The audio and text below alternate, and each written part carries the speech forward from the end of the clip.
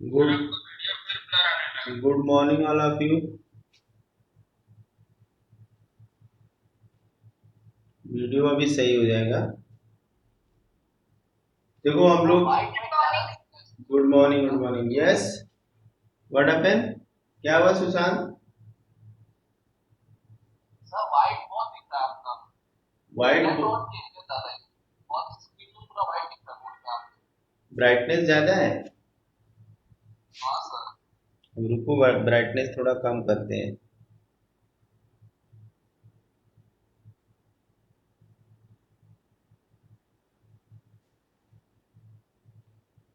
हम्म, अब सही है।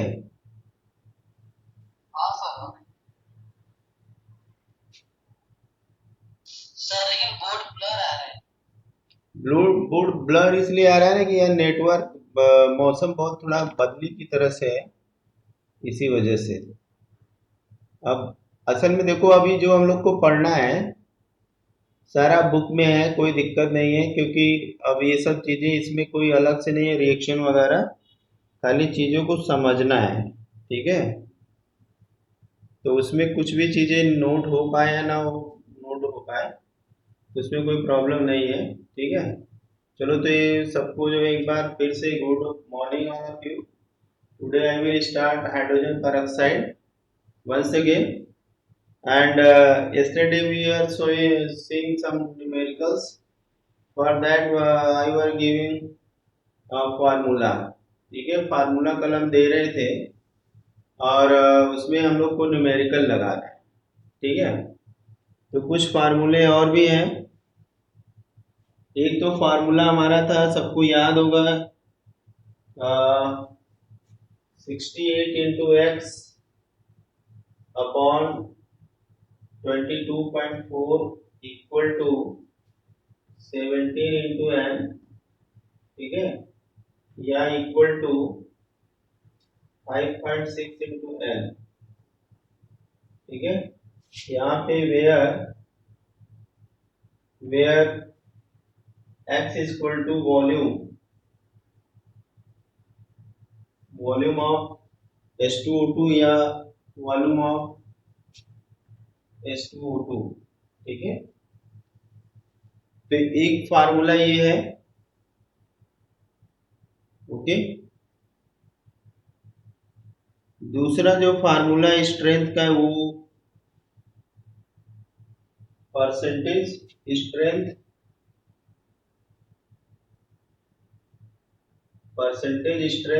Equal to 17/56 into volume strength. हम लोग न्यूमेरिकल इस पे देखेंगे तो खुद ही क्लियर हो जाएगा। और एक फार्मूला और है इसमें, x इक्वल टू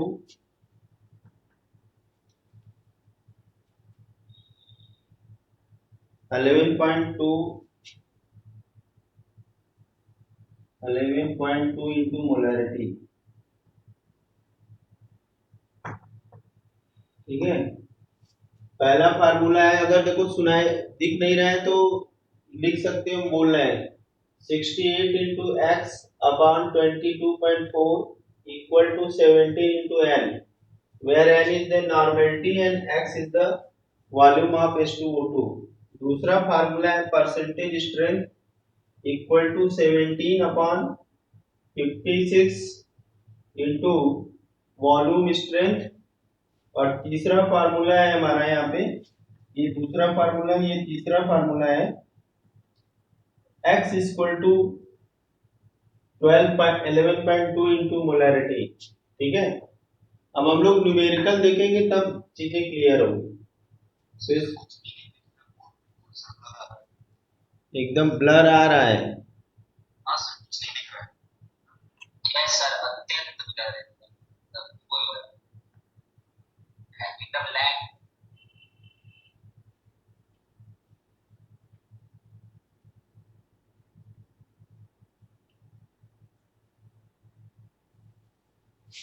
में भी नेटवर्क प्रॉब्लम लग रही है।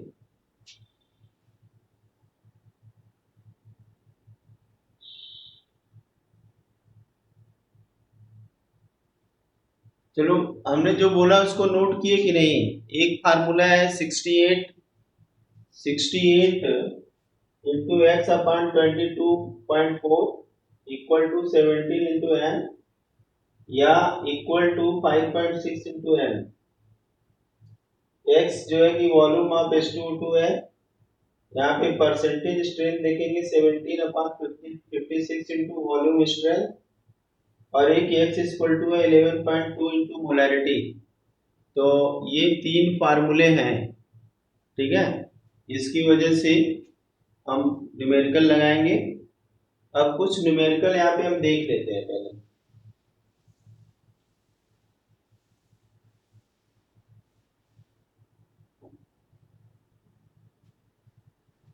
नेटवर्क प्रॉब्लम है,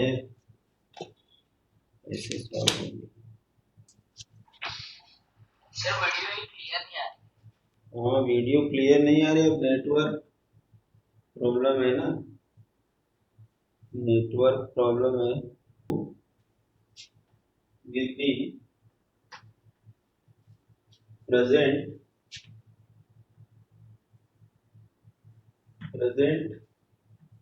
in 2 liter of 5 of a 5m solution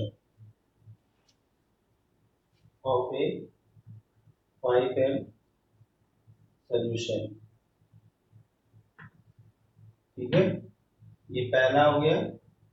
दूसरा इसमें है, सर 2 लीटर के बाद क्या बोले? 2 litre of A 5m solution, 2 litre of A 5m solution। दूसरा है calculate the mass of oxygen, calculate the mass of oxygen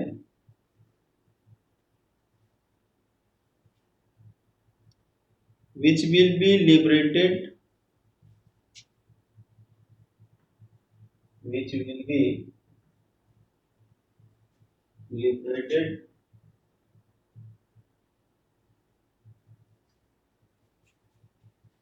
by the decomposition of 200 ml of this solution, by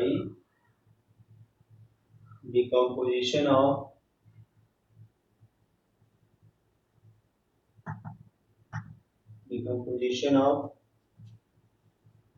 200 ml of this solution।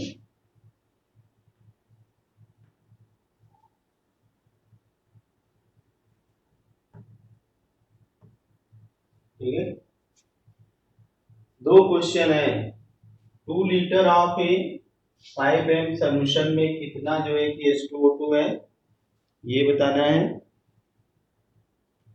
और दूसरा ये बताना है कि calculate करना है मास ऑफ ऑक्सीजन जो कि डिकम्पोजिशन ऑफ H2O2 से निकल रहा है इसी सॉल्यूशन के 200 ml से। अब इस न्यूमेरिकल को देखो, लगाने के लिए हमें क्या करना पड़ेगा, कैसे ये न्यूमेरिकल लगेगा। ठीक है, अब इसको लगाने के लिए हमें क्या करना पड़ेगा, हमें देखो मोलर मास ऑफ, पहला क्वेश्चन हम लोग देखते हैं। क्वेश्चन सबने नोट कर लिया या किसी को प्रॉब्लम है? सबने नोट कर लिया question. What mass of H2O2 will be present in 2 liter of a 5m solution? दूसरा है calculate the mass of oxygen which will be liberated by the decomposition of 200 ml of this solution। इसी solution के 200 ml से कितना जो है oxygen, कितना gram oxygen liberate होगी। ठीक है,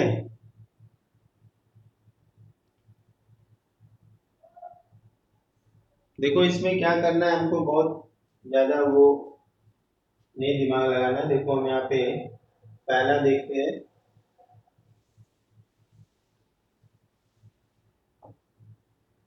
देखो मोलर मास कितना है, molar mass of H2O2। H2O2 कितना आ जाएगा? 34। 34 आएगा, ग्राम पर मोल आ जाएगा यहाँ पे। अब अगर मान लो 1 लीटर होता, 1 लीटर 1 लीटर सोल्यूशन होता है 5 m का, तो क्या होता है? 1 litre of 5 m solution, 1 litre of 5 m solution will contain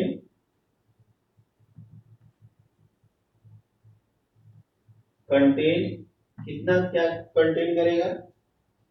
तो इसमें हम सिंपल से क्या करेंगे, जो हमारा यहाँ पे मोलैरिटी है, जो यहाँ पे मास है, 34 इंटू 5 कर देंगे। तो 34 इंटू 5 कितना हो जाएगा, जल्दी से बता दो तो। 34 इंटू 5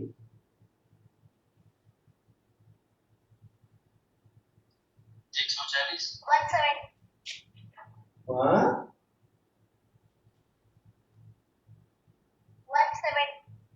170। गुड, ठीक है। अब अगर इसी में हम 2 लीटर ले लें, सेम ऑफ 5 m सोल्यूशन, तो कितना H2O2 होगा? ये होगा, ये हो जाएगा 170 इंटू 2, तो कितना हो जाएगा? 340 ग्राम। ठीक है, 340 ग्राम। तो इस तरह से देखो कितना सिंपल न्यूमेरिकल था। 10 इन 2 ग्राम आ रहा है। 2 क्या आ रहा है? 340 ग्राम नहीं आ रहा है?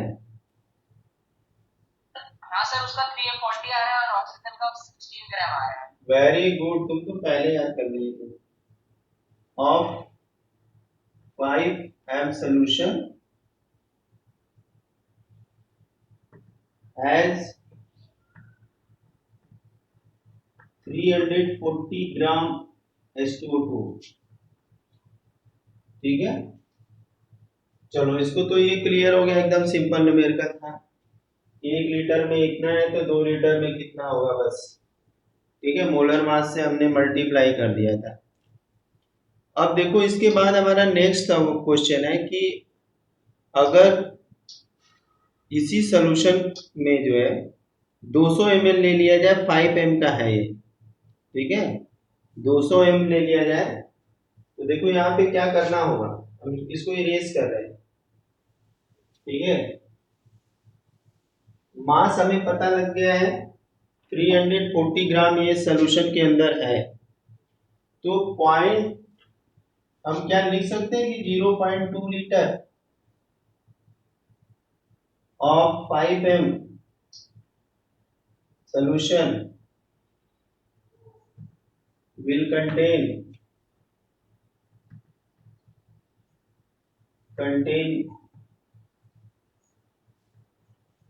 ठीक है। अब इसी इसी में जो है कि क्या हो जाएगा, ये हो जाएगा 340 इंटू 0.2 अपॉन 2 हो जाएगा।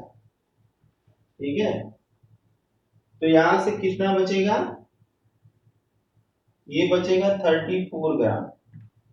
सही है, बोलो 34 ग्राम आ गया।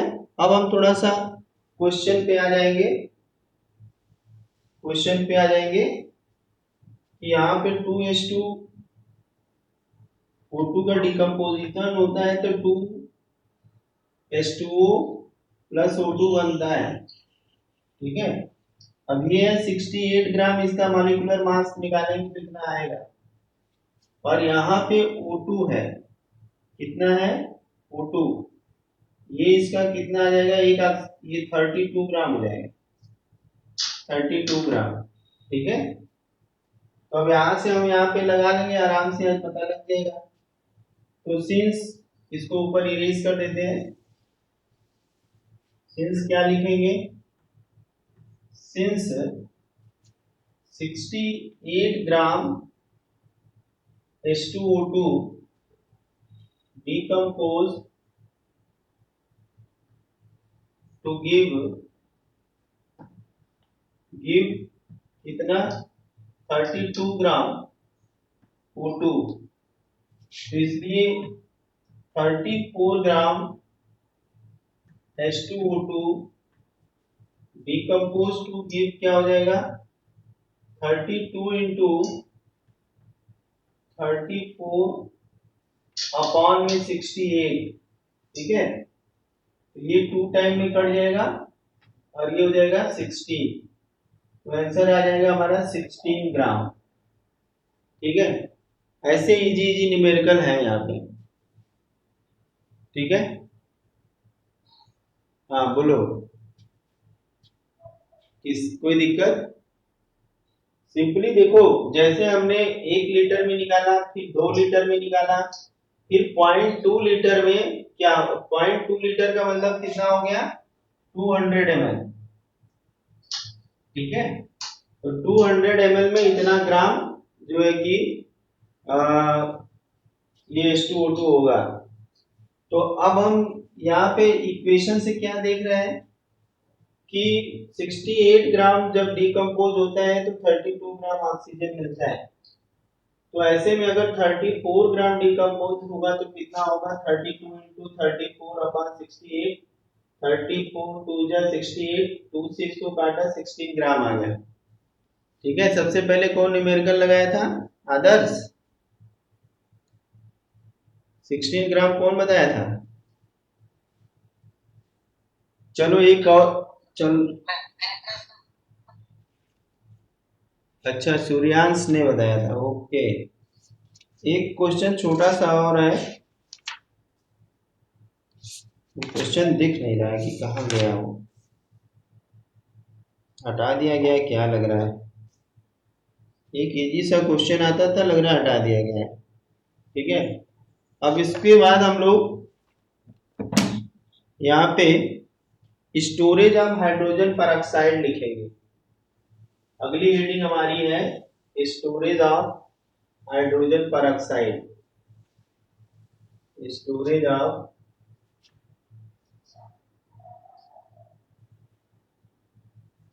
Hydrogen peroxide.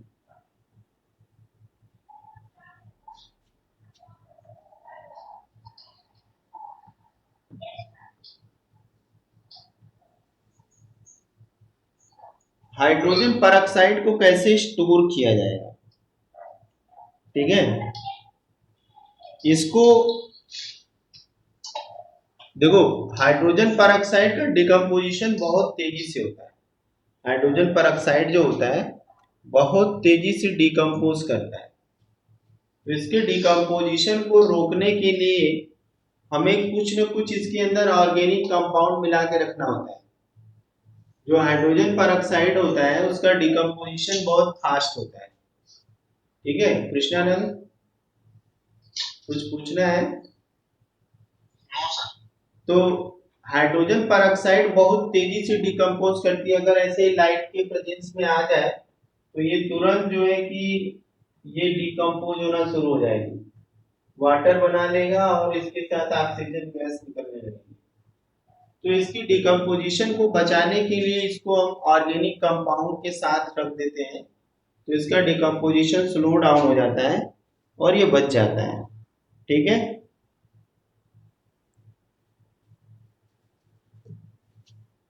H2O2 is stored with trace of, थोड़ा सा लेते ज्यादा नहीं, trace of alcohol acetanilide,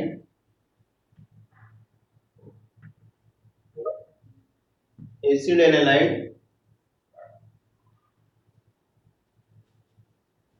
acetanilide और सोडियम सोडियम पायरोफॉस्फेट, पायरोफॉस्फेट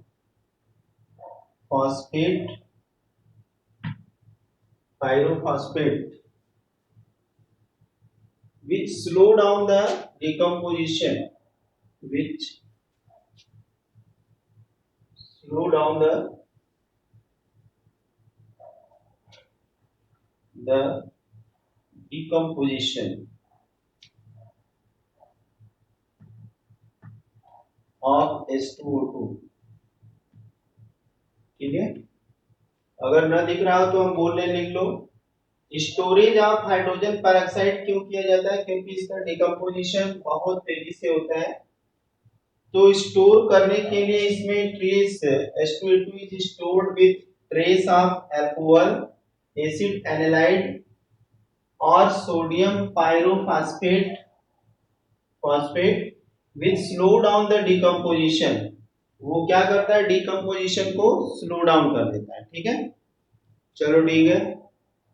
अब नेक्स्ट, अब इसके बाद हम लोग देखेंगे chemical properties of H2O2। Chemical properties of H2O2 थोड़ा सा है बस। केमिकल प्रॉपर्टीज ऑफ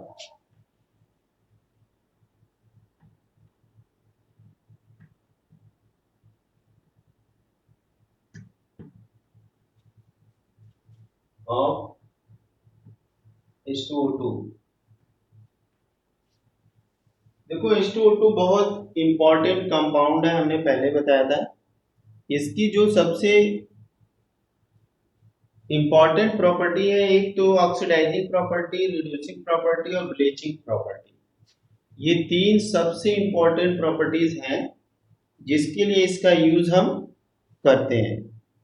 ठीक है, ऑक्सीडाइजिंग प्रॉपर्टी के लिए अभी हमने देखा कि ऑक्सीजन दे रहा है, जो जो चीजें रिलीज करता है वो उसकी प्रॉपर्टी है।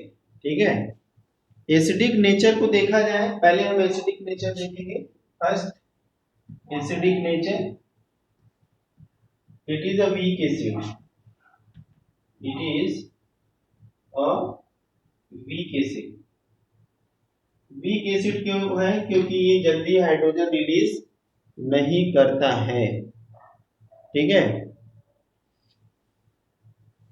और जो प्योर हाइड्रोजन पेरोक्साइड होता है, pure pure H2O2 turns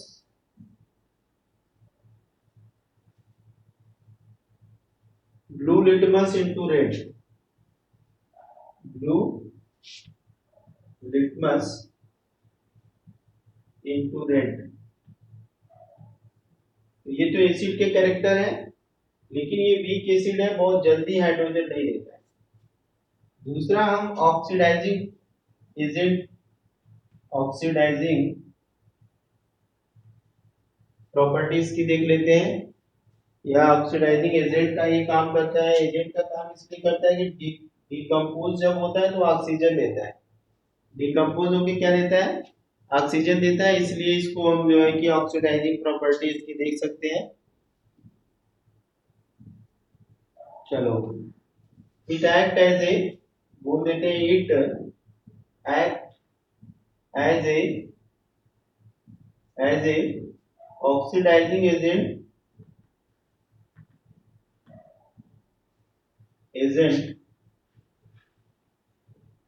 in acidic as well as in basic medium। ये दोनों मीडियम में ऑक्सीडाइजिंग एजेंट का काम करता है। ठीक है, दोनों मीडियम में क्या करता है? ऑक्सीडाइजिंग एजेंट का काम करता है। जैसे कि अगर हम एग्जांपल के रूप में यहाँ पे ले सकते हैं, ऊपर नोट कर लिया होगा। ठीक है, अब यहाँ पे हम देखते हैं कि अगर हम H2O2 को एसिड में डाल देते हैं, H2O2, सपोज यहाँ पे H प्लस लिखा है, तो H प्लस का मतलब क्या है? एसिड है कोई। आई बात समझ में? और ये H प्लस यहाँ पे इलेक्ट्रॉन 2 दिया हुआ है। ठीक है, तो ये क्या बनाएगा? H2O बना लेगा, 2H2O। ठीक है, दूसरा अगर हम यहाँ पे देखें H2O2 है और प्लस यहाँ पे OH माइनस यानी बेस है, वो यहाँ पे बेस है और इसमें भी 2 इलेक्ट्रॉन हमने यहाँ पे ऐड कर दिए, ठीक है। तो अब ये क्या करेगा, ये सारा का सारा जो है 3OH यानी बेस बना देगा, ठीक है, पूरा का पूरा बेस में कन्वर्ट कर देगा। तो यहाँ पे हम जो देख रहे हैं, यहाँ पे हम क्या देख रहे हैं, एसिडिक मीडियम में भी ऑक्सीडेशन कर रहा है और बेसिक मीडियम में भी वो ऑक्सीडेशन का काम कर रहा है, ठीक है। अब यहाँ पे हम नेक्स्ट ऑक्सीडाइजिंग प्रॉपर्टी और देख लेते हैं, जैसे क्रोमियम के साथ हम लेते हैं। अभी ये समझ में नहीं आया होगा, ये देखो यहाँ पे हम क्रोमियम के साथ ये प्रॉपर्टी लेते हैं बेस में, ठीक है, 2Cr3 plus H2O2 plus 10OH minus, ठीक है।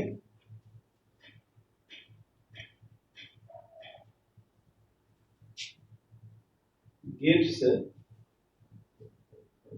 2CrO4, 2C क्रोमेट आयन देता है 2 माइनस और प्लस H2O, यहाँ पे हमको मिल जाएगा प्लस 6H2O, ठीक है, 6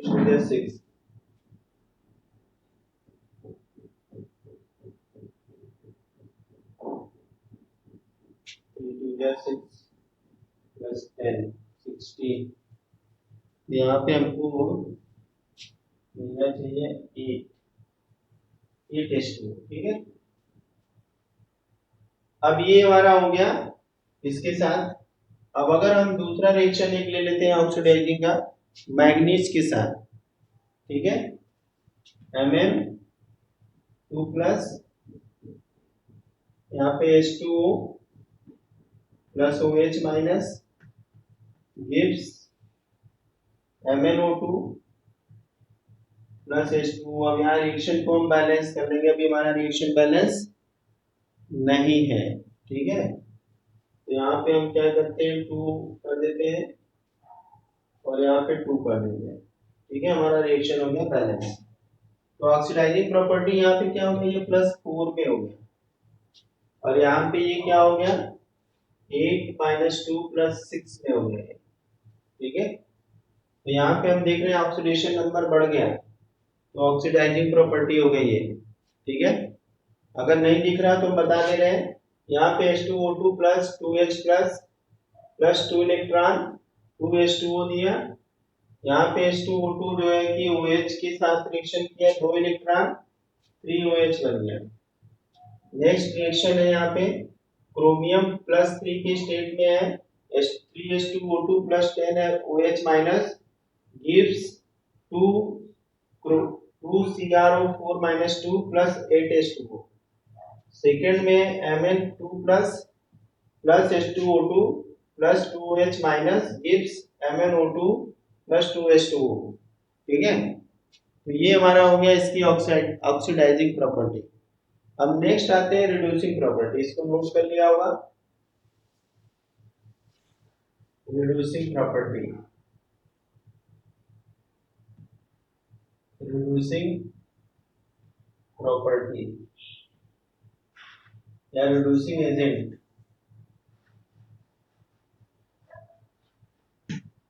ये रिड्यूसिंग एजेंट का भी काम करते हैं।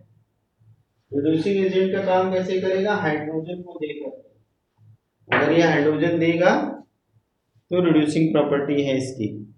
इन एसिडिक मीडियम अगर हम देखते हैं, इन एसिडिक मीडियम पहला, in acidic medium, acidic medium में क्या होगा,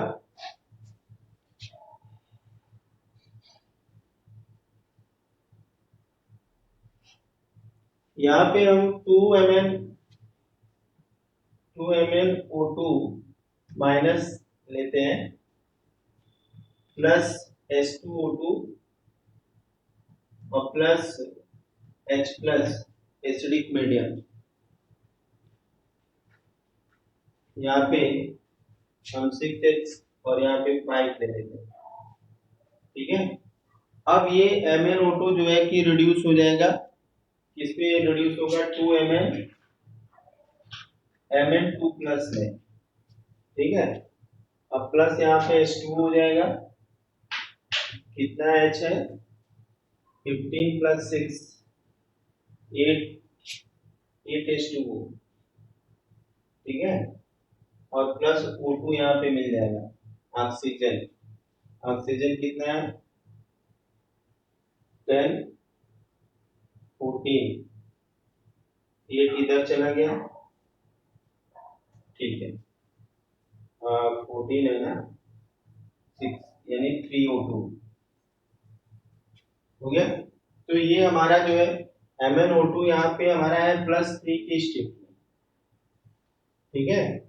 और ये रिड्यूस हो गया +2 के स्टेट में। तो इस तरह से ये रिडक्शन होता है। यहाँ पे एक गड़बड़ हो गया, ये 4 है, ठीक है। ये +7 की स्टेट में है, 8 10 8 यहाँ पे हो जाएगा 4H2 O2, ठीक है। तो इस तरह से हमारे बैलेंस हो गया। यहाँ पे फिर से एक बार बता दे रहे हैं, MnO4 माइनस है, इसको परमैंगनेट आयन बोलते हैं। H2O2 है, 5H2O2 6H प्लस, यहाँ पे 2Mn2 प्लस 8H2O 4O2, ठीक है। ये हमारा पहला रिएक्शन हो गया। क्रोमेट, इसके बाद डाइक्रोमेट आयन देखते हैं। Dichromate ion Cr2O7 -2 plus H2O2 plus H plus, ठीक है। तो ये है हमारा 8 और ये 3। अब इसको यहाँ पे ये क्या करेगा, इसको क्रोमियम में कन्वर्ट कर देगा, CrO प्लस 3, ठीक है। इसके बाद हमारा यहाँ बन जाएगा 7H2O, 7H2O का ना 6 14, ठीक है, 7H2O। और ऑक्सीजन कितना है, 7 प्लस 3 2